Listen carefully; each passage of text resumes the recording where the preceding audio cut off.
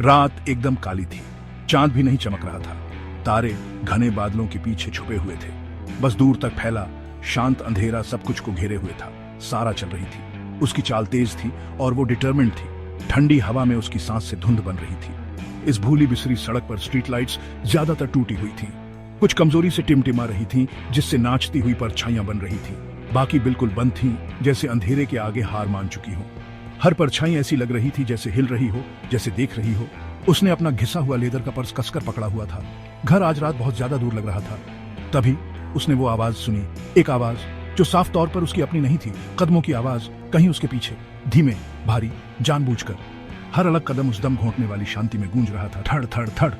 उसने खुद को समझाने की, तर्क लगाने की कोशिश की। कुछ नहीं है, बस कोई और है जो देर रात घर जा रहा है। शायद कोई पड़ोसी देर रात की शिफ्ट से लौट रहा हो। लेकिन ये वाली गली तो अंधेरा होने के बाद हमेशा सुनसान रहती थी, खासकर इस अकेले वक्त में। उसका दिल जोर जोर से धड़कने लगा। एक छोटा सा डरा हुआ ढोल उसकी पसलियों से टकरा रहा था। उसने आवाज को इग्नोर करने की कोशिश की, शांत और नॉर्मल रहने की। ये बस हवा है, उसने मन ही मन खुद से कहा। या शायद कोई आवारा कुत्ता कूड़ेदानों में कुछ सूंघ रहा होगा।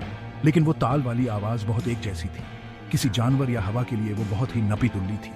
ऐसा लग रहा था जैसे वो उसकी ही चाल से मिल रही हो, एकदम सही सही। जब वो अपने कदम धीमे करती, वो भी धीमे हो जाती। जब वो बिना सोचे तेज चलती, वो आवाज भी तेज हो जाती। यह हवा का कोई खेल नहीं था, यह कोई था, कोई तो पक्का उसका पीछा कर रहा था।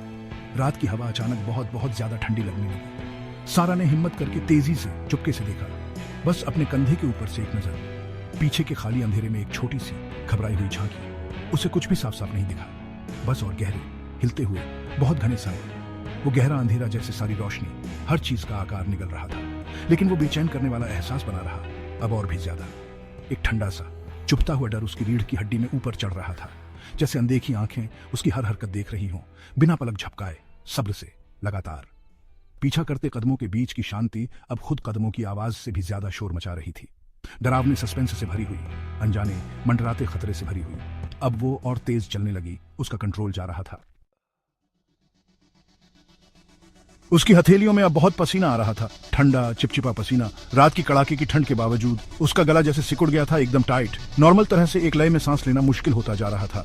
हर सांस जो वो ले रही थी वो छोटी थी, तेज, उखड़ी उखड़ी सी। उसके अपने दिल की घबराहट भरी आवाज उसके कानों में गूंज रही थी, बहुत बहुत तेज। शायद उन डरावने कदमों की आहट से भी ज्यादा तेज, या शायद नहीं। कदमों की आहट अभी भी साफ सुनाई दे रही थी, और पास, यकीनन डरावने तरीके से और पास, वो अपने जूतों के सोल्स से हल्की वाइब्रेशंस भी महसूस कर सकती थी। ये सिर्फ कोई इत्तेफाक नहीं था, अब बिल्कुल नहीं।